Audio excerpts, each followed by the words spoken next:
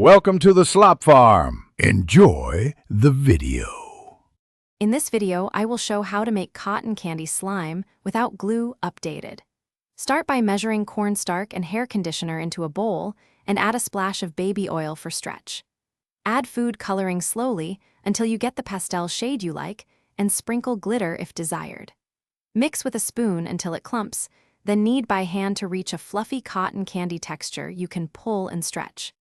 After your ingredients are combined, focus on gentle mixing to prevent oversaturating the cornstarch with conditioner.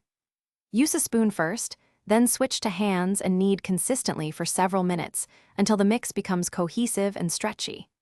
If it feels crumbly, add tiny amounts of conditioner. If too sticky, fold in a pinch of cornstarch until you find the fluffy, pullable cotton candy feel you want for sensory play and photos. If you are enjoying these slime tips, please subscribe and like to help the channel grow. Quick recommendation: grab an Oala water bottle for craft time, since staying hydrated while you mix and knead keeps you focused and less likely to taste test glue substitutes. I use it because the leak-proof lid avoids spills near your creations, and it fits cup holders for on the go. Check the description for the link and other deals. Now let's get back to the video. When your slime doesn't behave, small tweaks fix most problems quickly. For stickiness, work in a little cornstarch while kneading on a non-stick surface. For stiffness, warm the slime in your hands and add a drop of baby oil to soften.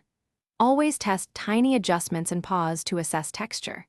Keep the finished cotton candy slime in a sealed container away from heat to maintain its stretch and softness for repeat play sessions. Thanks for watching. Consider subscribing if we helped you today.